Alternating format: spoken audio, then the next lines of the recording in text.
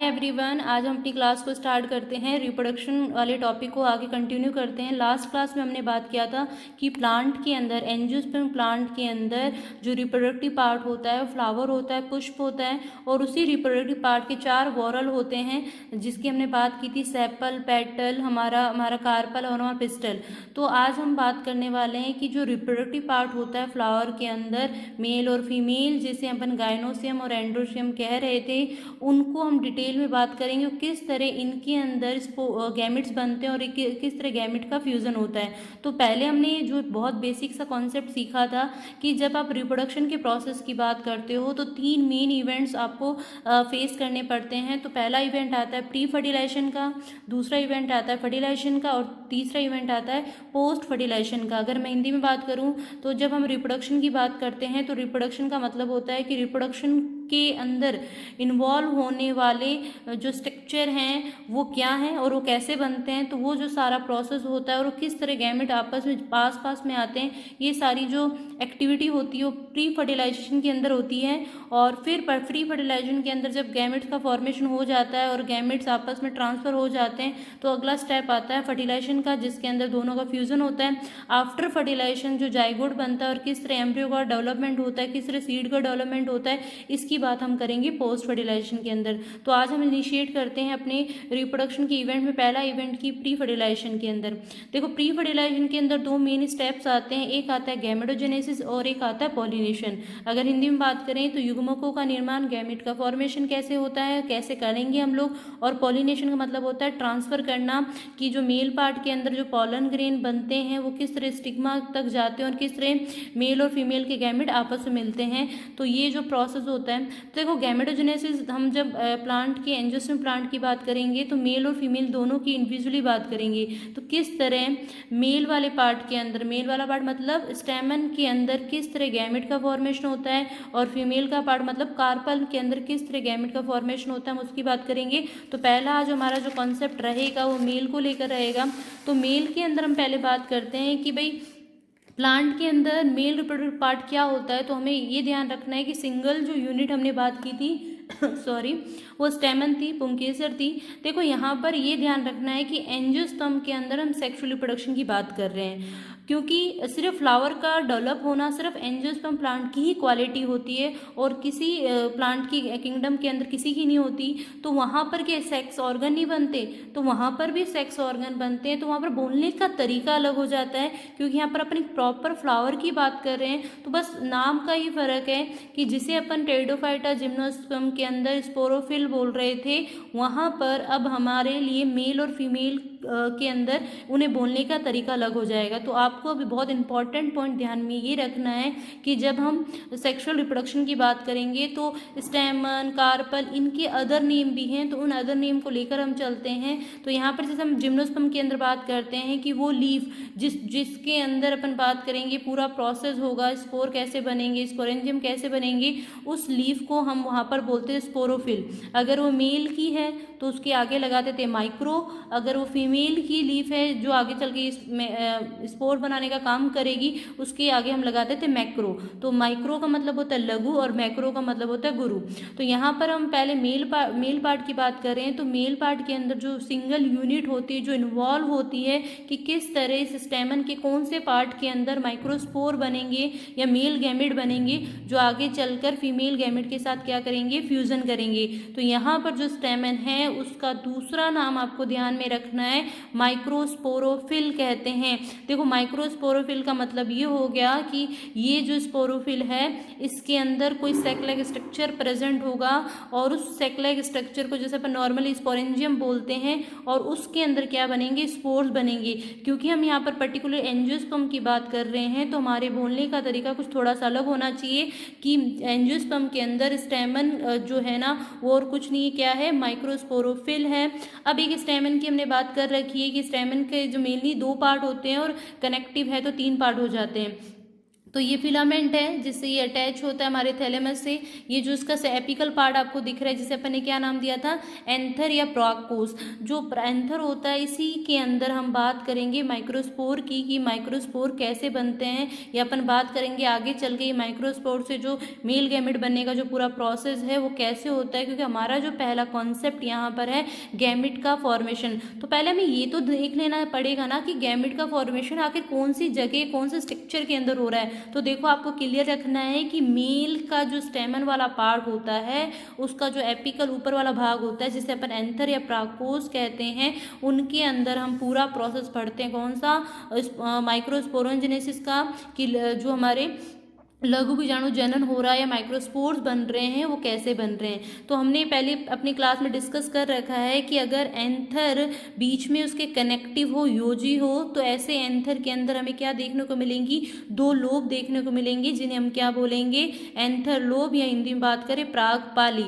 अब सिंपल सी बात है कि अब अगर मैं ये कहूँ कि कनेक्टिव है तो एंथर लोब दो दिखेंगे। तो ऐसे एंथर को लिए हम क्या वर्ड यूज करते हैं, डाइथिकस। हमने ये बात पहले कर रखी, द्विपालित। अगर कनेक्टिव नहीं होगा तो वहां पर अपन बात करेंगे एक ही एंथर लोब है, तो कंडीशन क्या हो जाएगी, मोनोथिकस, जो मालवेसी के अंदर हमें देखने को मिलती है। अब आपको सबसे इंपॉर्टेंट पॉइंट क्या ध्यान में रखना है कि भाई स्पोर जो होते हैं, जो बीजाणु होते हैं, वो किसी थैलीनुमा संरचना के अंदर बनते हैं, किसी सैक स्ट्रक्चर के अंदर बनते हैं। जिसे अगर हमने एज ऑफ रिप्रोडक्शन के अंदर बात की थी तो हमने कहा था कि स्पोर का फॉर्मेशन हो रहा है तो स्पोरेंजियम के अंदर हो रहा है। तो स्पोर का फॉर्मेशन जिस सैक लाइक थैली नुमा संरचना के अंदर होता है उसे अपन स्पोरेंजियम कहते हैं, या फिर अपन उसे बीजाणु धानी कहते हैं। तो यहाँ पर भी हम कह रहे हैं कि जब स्टेमन के अंदर जो एंथर लोब है, हर एंथर लोब के अंदर दो दो आपको क्या दिखेगी, सैक स्ट्रक्चर दिखेगा, क्योंकि हमें मेल की हम यहाँ पर बात कर रहे हैं। तो स्पोरेंजियम के आगे हम क्या लगाएंगे, माइक्रो जो वर्ड है स्पेसिफिकली हमें इस बारे में बताता है कि हम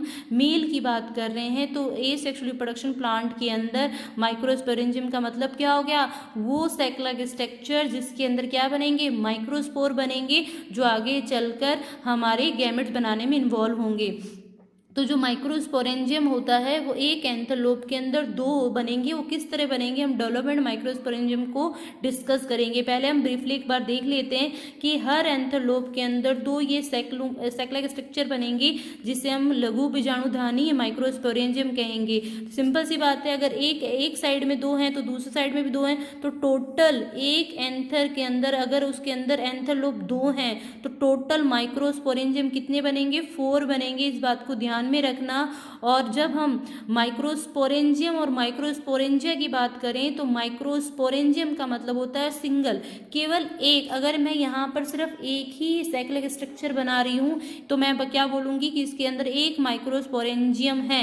लेकिन अगर मैं चारों माइक्रोस्पोरेंजियम बना देती हूँ तो मैं इसे कलेक्टिवली क्या बोलूँगी, माइक्रोस्पोरेंजिया। इट्स मीन प्लूरल में हम क्या बोलते हैं, माइक्रोस्पोरेंजिया, और सिंगुलर कंडीशन में हम क्या बोलते हैं, माइक्रोस्पोरेंजियम। तो प्लीज आप लोग ये बात ध्यान में रखना कि माइक्रोस्पोरेंजियम क्या होते हैं, माइक्रोस्पोरेंजियम वो सैकलाइक स्ट्रक्चर होते हैं जिसके अंदर माइक्रोस्पोर लघु बीजाणु बनते हैं। माइक्रोस्पोरेंजियम सिंगुलर कंडीशन में होती है और माइक्रोस्पोरेंजिया प्लूरल कंडीशन में होती है। और नॉर्मली ज़्यादातर जो प्लांट होते हैं वो डाइथिकस कंडीशन में रहते हैं। इट्स मीन उसके अंदर कंडीशन कैसी आएगी, टेट्रास्पोरेजिनेट। टेट्रास्पोरेजिनेट का मतलब क्या हो गया, ऐसा एंथर जिसके अंदर आपको 4 माइक्रोस्पोरेंजियम दिखते हैं। इस टाइप के एंथर को हम क्या बोलते हैं, टेट्रास्पोरेंजिएट बोलते हैं।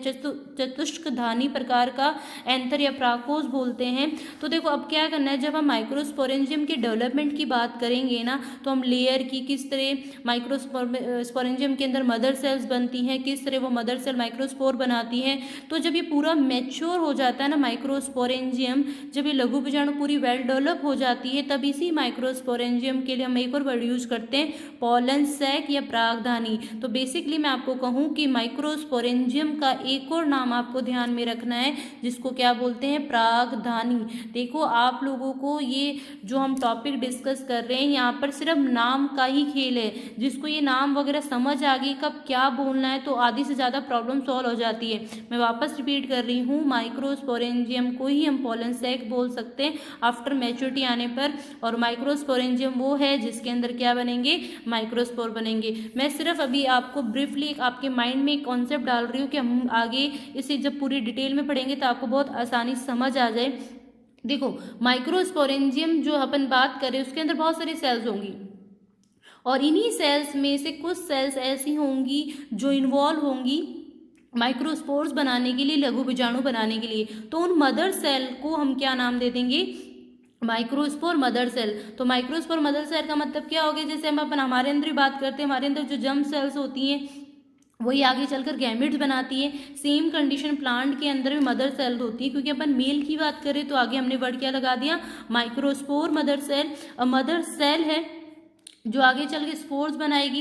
तो आपको एक कॉन्सेप्ट हमेशा ध्यान में रखना है, चाहे हम स्पोर्स की बात करें चाहे हम गैमेट्स की बात करें, ये हमेशा हैप्लॉइड कंडीशन में होते हैं, क्योंकि गैमेट्स ही इन्वॉल्व होते हैं फर्टिलाइजेशन के प्रोसेस में। और आफ्टर फर्टिलाइजेशन क्रोमोसोम के नंबर हमें वैसे ही करने होते हैं जैसे पेरेंट के अंदर है। तो सिंपली हमें जो माइक्रोस्पोरेंजियम के अंदर सेल्स होती हैं, कुछ सेल्स मदर सेल की तरह काम करेंगी, जिनके अंदर क्या होगा? मियोसिस होगा। प्लीज इस कॉन्सेप्ट को ध्यान में रखना, मियोसिस होगा, अर्धसूत्री विभाजन होगा। और अर्धसूत्री विभाजन होने की वजह से एक माइक्रोस्पोर मदर सेल से आपको टोटल 4 माइक्रोस्पोर्स मिलेंगे।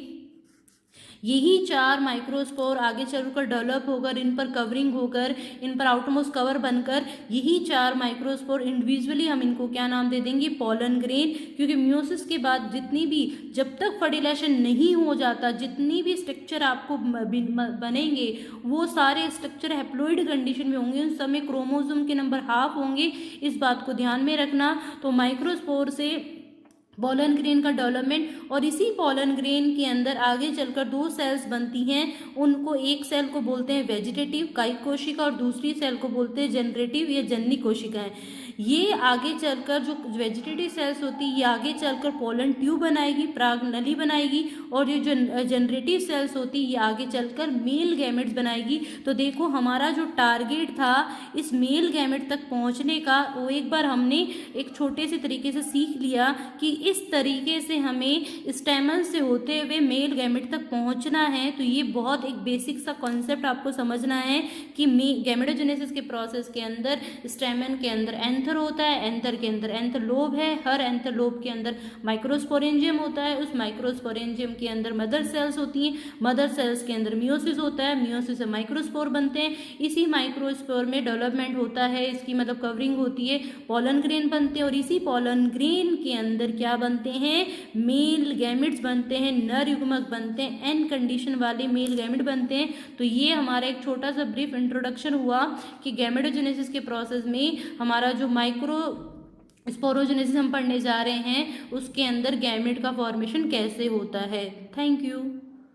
जो टॉपिक चल रहा था sexual reproduction in flowering plant, तो उसमें हमने जो लास्ट क्लास में बात की थी कि मेल गैमेट का फॉर्मेशन कैसे होता है, आज हम उसे डिटेल में पढ़ेंगे। लेकिन उससे पहले आपको जो मैं अभी आपको दिखा रही हूँ उसे बहुत अच्छे अपने माइंड में रखना है कि जब हम एंजियोस्पर्म प्लांट के अंदर सेक्सुअल रिप्रोडक्शन की बात करते हैं तो कौन कैसे किससे बनता है, कि स्टेमन के अंदर पोलन सैक है, उस पोलन सैक का क्या दूसरा नाम है, माइक्रोस्पोर कैसे बनते हैं, पोलन ग्रेन कैसे बनते हैं, और उस पोलन ग्रेन के अंदर मेल गैमेट कैसे बनते हैं। तो हमारा फर्टिलाइजेशन से पहले जो प्री फर्टिलाइजेशन वाला प्रोसेस होता है उसमें 2 इंपॉर्टेंट काम होते हैं, एक तो गैमेटोजेनेसिस वाला और एक पॉलिनेशन वाला। तो पहला जो हम प्रोसेस पढ़ने वाले हैं गैमेटोजेनेसिस युग्मक निर्माण का, कि मेल और फीमेल गैमेट्स कैसे बनते हैं। तो ऑब्वियस सी बात है मेल और फीमेल गैमेट मेल और फीमेल के पार्ट के अंदर ही बनेंगे, लेकिन कहाँ बनेंगे, कैसे बनेंगे, इसी को हम आज डिस्कस करेंगे। लास्ट क्लास के अंदर मैंने आपको थोड़ा सा ब्रीफली इंट्रोडक्शन दिया था कि मेल गैमेट्स कैसे बनते हैं, आज हम उसे डिटेल में डिस्कस करते हैं। तो पहला आज हमारा जो टॉपिक रहेगा कि माइक्रोस्पोरेंजेनेसिस तक पहुंचने का जो हमारा प्रोसेस है वो कैसे होगा।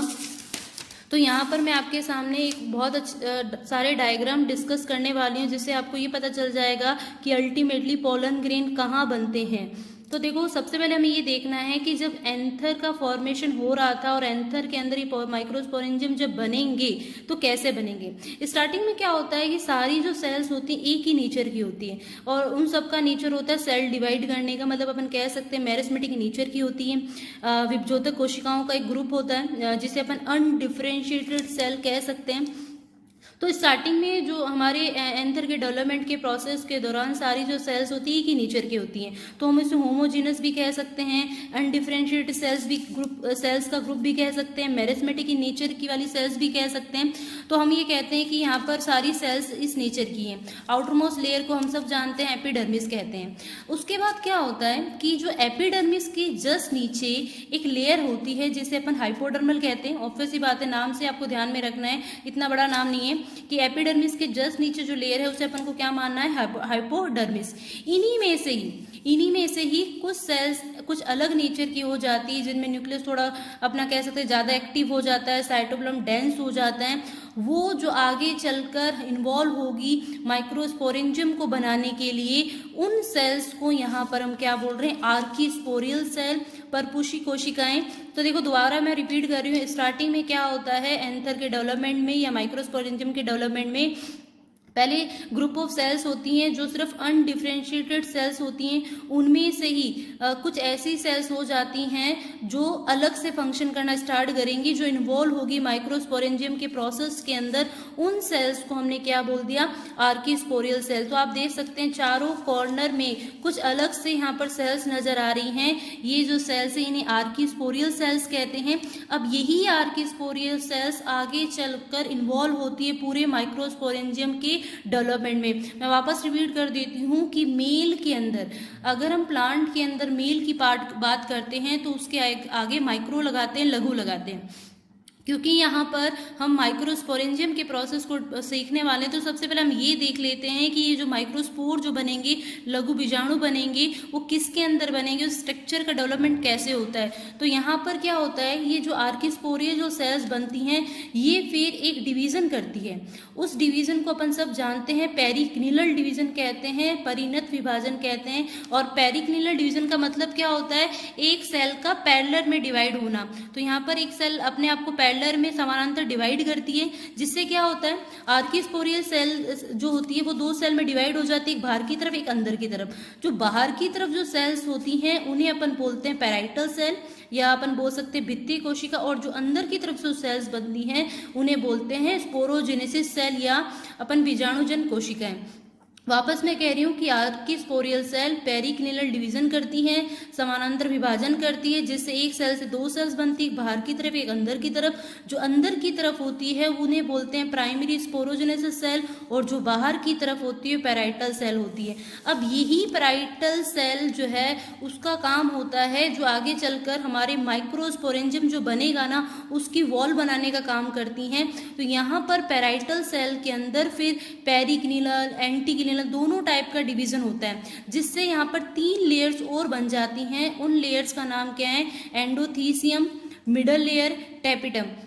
तो यहाँ पर पैराइटल सेल वाली जो हमारी सेल्स होती हैं वो डिवीजन कर 3 और लेयर बनाती हैं। तो यहाँ का सीक्वेंस क्या, देखो आउटरमोस्ट लेयर तो एपिडर्मिस थी, उसके जस्ट नीचे अपन बात करेंगे रेडियली सेल्स का एक ग्रुप बनता है चारों तरफ, उन्हें अपन बोलते हैं एंडोथीसियम। तो एंडोथीसियम बनती है, एंडोथीसियम के जस्ट नीचे 2-3 लेयर्स का और एक पेयरिंग बनती है जिसे मिडल लेयर कहते हैं, मध्य परत कहते हैं। और उसके और अंदर की तरफ जो सिंगल लेयर होती है उसे टेपिटम कहते हैं, वो बनती है। कहने का ये मतलब है चारों तरफ जो आर्कीस्पोरियल सेल्स हैं वो इस तरह से दोनों तरफ आगे बाहर की तरफ अंदर की तरफ सेल्स बनाती हैं।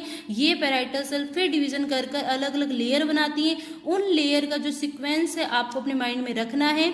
अगर मैं वापस बात कहूँ तो हम एपिडर्मिस आउटरमोस्ट लेयर है ही, जो पैराइटल सेल है वो क्या करती है, डिवीजन कर सबसे बाहर एपिडर्मिस के जस्ट नीचे कौन सी लेयर बनाती है, सिंगल होती है, ये थिक होती है जिसे एंडोथीसियम कहते हैं। और उसके जस्ट नीचे 2-3 लेयर्स का एक ग्रुप बनता है जिसे मिडल लेयर कहते हैं। और उसके सबसे इनर मोस्ट जो लेयर बनती है वो टेपिटम होती है, जो सिंगल लेयर होती है, थिक होती है। और जो ये प्राइमरी स्पोरोजेनेसिस जो सेल्स होती हैं ये भी अपन बात करेंगे आगे चलकर डिवीजन कर माइटोटिक डिवीजन कर बहुत सारी सेल्स बनाएंगी। अंदर वाला जो पूरा पूरा पोर्शन आप देख रहे हैं, ये इन्हीं प्राइमरी स्पोरोजेनेसिस सेल्स हैं।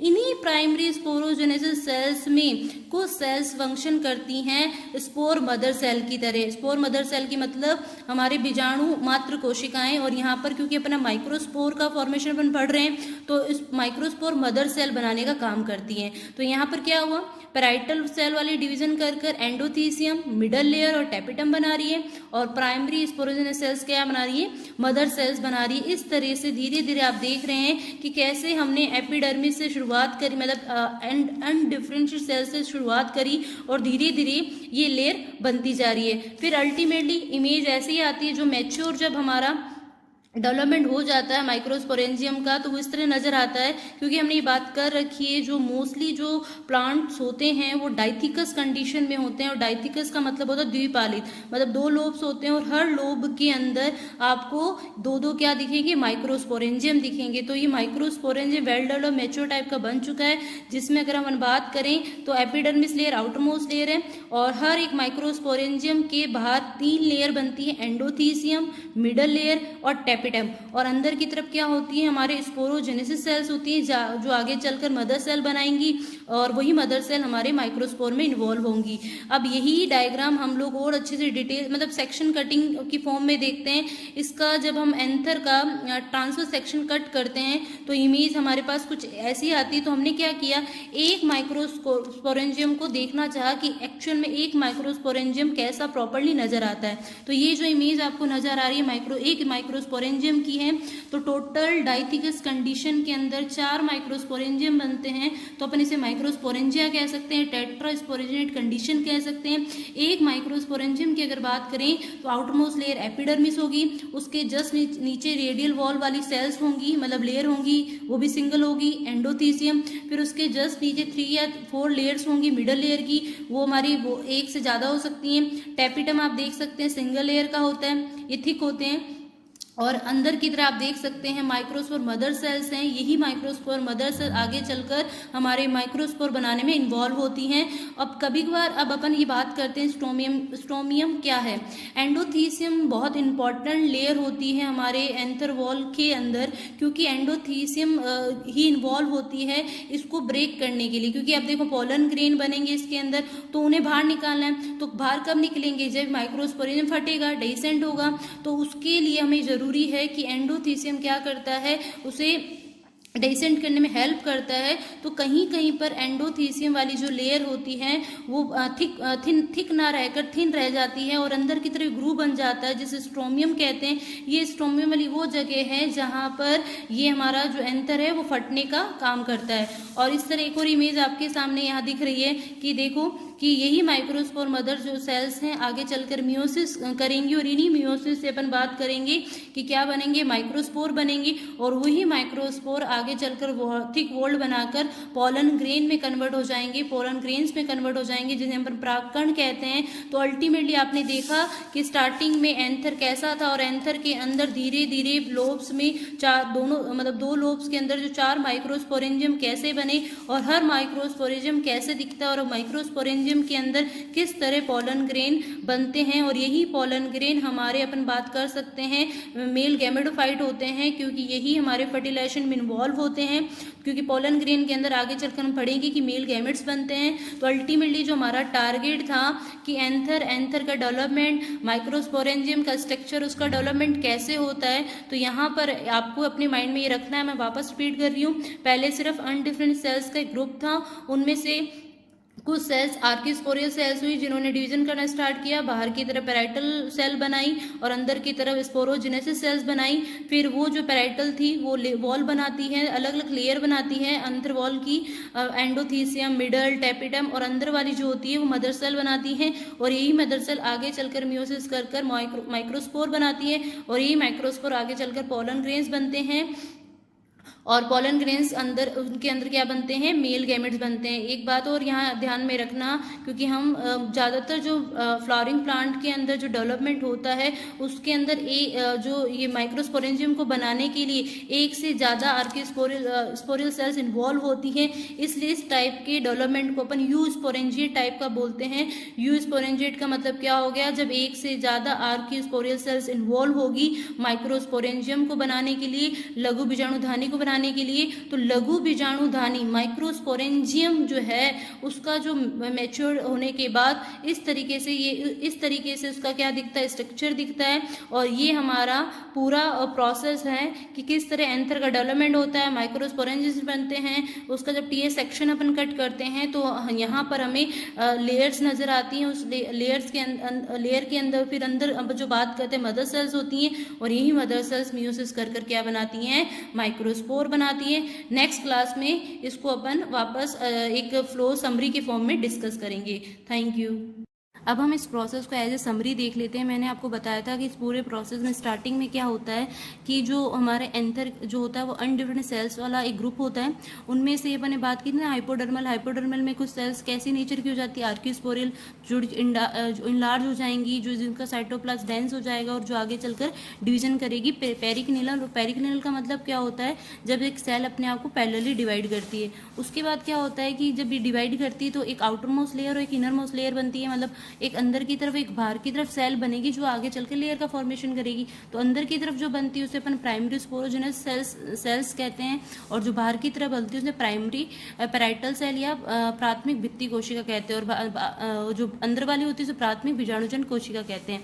अब आपको मैंने बताया था कि एंथर की आउटरमोस्ट जो लेयर थी वो अपन ने क्या नाम दिया था, एपिडर्मी, जो थिक होती है, सिंगल होती है, प्रोटेक्टिव होती है, और वो सिंगल लेयर होती है ना। उसके बाद ये जो पैराइटल वाली जो सेल जो बनती है वो आगे चलकर एंटीक्लिनल और पेरिक्लिनल दोनों टाइप का डिवीजन करेगी और डिफरेंट टाइप की लेयर्स बनाएगी, जो हम कह सकते हैं जो माइक्रोस्पोरेंजियम हमारा बनता है उसकी वॉल बनाने का काम करती है। तो एंडोथीसियम सबसे इंपॉर्टेंट लेयर होती है, सिंगल होती है, थिक होती है। अब थिक में भी आपको थोड़ा ये ध्यान में रखना है कि ये अपन अगर डायग्राम देख सकते हैं तो अंदर वाली जो वॉल होती है वो थिक होती है एज कम्पेयर टू बाहर वाली वॉल से। और यहाँ पर इसके थिकनेस का रीजन क्या है कि मैच्योरिटी जब आती है तो जो एंडोथीसियम होती है, एंडोथीसियम के अंदर कैलोज का सेलुलोज फाइबर का डिपोजिशन होने लग जाता है, जिसकी वजह से क्या हो जाती है, थिक हो जाती है। और इसका सबसे इंपॉर्टेंट रोल क्या है कि जहाँ पर ये थिक नहीं हो पाती है वहाँ पर स्ट्रोमियम बनता है, और वही वहाँ जगह अपन कहते हैं एंथर जब डेहिसेंट होता है तो वहीं से वो ब्रेक होता है। तो ये डेहिसेंट करने में इन्वॉल्व है, मतलब फटने एंथर के फटने में इन्वॉल्व होती है, हाइग्रोस्कोपिक नेचर की होती है, इस बात को आप ध्यान में रखेंगे। तो एंडोथीसियम की सारी क्वालिटी को आपको अपने माइंड में रखना है।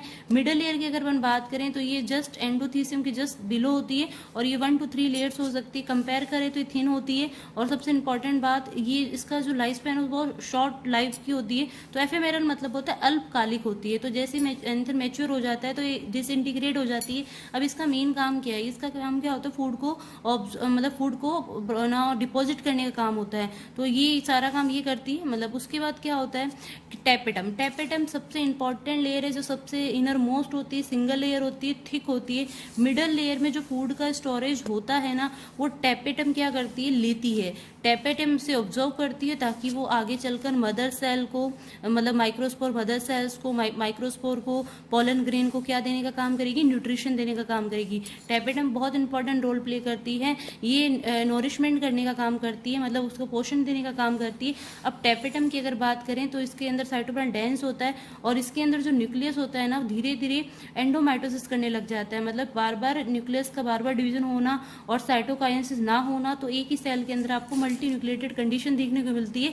तो वो यहाँ पर इसके फंक्शन की वजह से इस नेचर की हो जाती है। मेनली माना जाता है कि जो टेपेटम होता है 2 टाइप के होते हैं, एमेबोइड जिसे अपन पेरी प्लाज्मोडियल भी कहते हैं, और दूसरा सिक्रेटरी या फिर ग्लैंडुलर। आपको ध्यान ये रखना है कि ज़्यादातर जो टेपेटम होता है वो सिक्रेटरी नेचर्स का होता है, और एमेबोइड बहुत प्रिमिटिव टाइप का होता है, इतना ज़्यादा इंपॉर्टेंट नहीं होता है। इन दोनों में फ़र्क इतना होता है, ये प्रिमिटिव है और ये एडवांस है। और दूसरा फ़र्क क्या होता है कि इसका जो नोरिशमेंट करने के बाद ये जल्दी से डिसइंटीग्रेट हो जाती है। ये जल्दी से डिसइंटीग्रेट मतलब जल्दी से ब्रेक नहीं होता, मतलब जल्दी से ख़त्म नहीं होती है। और सबसे इंपॉर्टेंट बात कि एक टैपेटम एक एंड माइक्रोस्पोरेंजियम के अंदर सबसे इंपॉर्टेंट रोल प्ले कर रही है नॉरिशमेंट का। अगर बाय चांस अगर टैपेटम ना बने उस माइक्रोस्पोरेंजियम के अंदर, तो उसके अंदर जो पॉलन ग्रेन बनेंगे ना, फिर फर्टाइल नहीं बनेंगे। फर्टाइल मतलब क्या होता है, जो फर्टिलाइजेशन में इन्वॉल्व हो, जो पॉलिनेशन में इन्वॉल्व हो, तो बेचारे पॉलन ग्रेन बंद तो हो जाएंगे, लेकिन कैसे बनेंगे, स्टेराइल बनेंगे। इस बात को आप ध्यान में रखना। और जो प्राइमरी स्पोरोजेनेसिस जो सेल्स बनती हैं, वो आगे चलकर हमने बात की थी मदर सेल की तरह फंक्शन करती है, और यही मदर सेल आगे चलकर मियोसिस अर्धसूत्रीय विभाजन करती है और फिर क्या बनाती है, माइक्रोस्पोर। और एक मदर सेल से मियोसिस करने से 4 माइक्रोस्पोर बनते हैं। ध्यान रखना, इस टाइप से क्वेश्चन न्यूमेरिकल वाले भी आ जाते हैं, जिसे अपन आगे डिस्कस करेंगे। तो माइक्रोस्पोर ही आगे चलकर पॉलन ग्रेन बनाएगा, और उसी पॉलन ग्रेन के अंदर क्या बनेंगे, मेल गैमेट्स बनेंगे। अब थोड़े से एक्स्ट्रा पॉइंट की अगर बात कर लेते हैं कि जब टैपेटम डिसइंटीग्रेट होता है ना, तो छोटे छोटे ग्रेन्यूल्स की फॉर्म में डिपॉजिट हो जाता है, जिसे अपन यहाँ पर एक अलग नाम से भी जान लेते हैं, प्रोयूबिस बॉडी। तो टैपेटम जब अपन कह सकते हैं छोटे छोटे ग्रेन्यूल्स जो उसके डिसइंटीग्रेट होने की तरह इकट्ठे हो जाते हैं, जो अपन कह सकते हैं फैटी एसिड वगैरह ही होता है उसके अंदर, क्योंकि टैपेटम के अंदर एंजाइम्स भी बनते हैं, टैपेटेंट के अंदर हार्मोन भी बनते हैं। तो एंजाइम्स की अगर अपन बात करें, कैलेज एंजाइम बनता है इसके अंदर। तो ये जब प्रोयूबिस बॉडी के अंदर स्पोरोपोलिन का डिपॉजिट होने लग जाता है ना, तब अपन यूबिस बॉडीज को बोलते हैं। और स्पोरोपोलिन बहुत इंपॉर्टेंट एक सब्सटेंस होता है, ध्यान में रखेंगे। ये स्पोरोपोलिन आगे चलकर पोलन ग्रेन की एक्साइन, अब जब माइक्रोस्पोर से जब पोलन ग्रेन बनते हैं ना, तो पोलन ग्रेन की जो आउटरमोस्ट जो लेयर बनती है ना, वो इसी स्पोरोपोलिन सब्सटेंस से बनती है। अब स्पोरोपोलिन ध्यान में रखना कि दुनिया में सबसे बायोलॉजिकल रेजिस्टेंट सब्सटेंस होता है, मतलब ये इतना ज़्यादा रेजिस्टेंट होता है कि पोलन ग्रेन को प्रिजर्व करने का और काफ़ी लंबे टाइम तक इसको बचाव करने की हेल्प करता है। ये जल्दी से डिसइंटीग्रेट नहीं होने देता पोलन ग्रेन को, मतलब इसको अपन कह सकते हैं हार्ड बनाने का काम करता है। और स्पोरोपोलिन का जब डिपोजिशन हो जाता है पोलन ग्रेन के ऊपर, तो थोड़ा सा अपन कह सकते हैं ऑर्नामेंटल फॉर्म में भी नजर आता है, मतलब सुंदर दिखता है। अब स्पोरोपोलिन खुद क्या होता है, तो ये ध्यान में रखना, फैटी एसिड ही होता है, ये पॉलीमर होते हैं कैरोटीनोइड्स के। तो ये जो सबका ये जो सारा सिक्रेशन कर रही है टैपेटम कर रही है, और टैपेटम अपन कह सकते हैं कि एक तरीके से पोलन ग्रेन की वॉल बनाने में भी क्या है, हेल्पफुल है। उसके बाद अब मैंने आपको बताया कि जो टैपेटम होती है न्यूट्रिटिव लेयर होती है, और इसमें कैलेज एंजाइम बनता है। अब देखो, जो कैलोज जो था वो तो कहाँ पर डिपॉजिट हो रहा था, एंडोथीसियम के अंदर। उस कैलोज को ब्रेक करने का काम करने के लिए जो एंजाइम बनेगा, वो कहाँ बनेगा, कैलेज के अंदर बनेगा। तो कैलोज एक तरह का अपन कह सकते हैं कार्बोहाइड्रेट ही होता है। तो एक छोटी सी समरी है, और इसी तरह हमारा एक छोटा सा ये टॉपिक कंप्लीट होता है कि किस तरह माइक्रोस्पोरेंजियम का डेवलपमेंट होता है। नेक्स्ट क्लास में अपन आगे बात करेंगे। Thank you.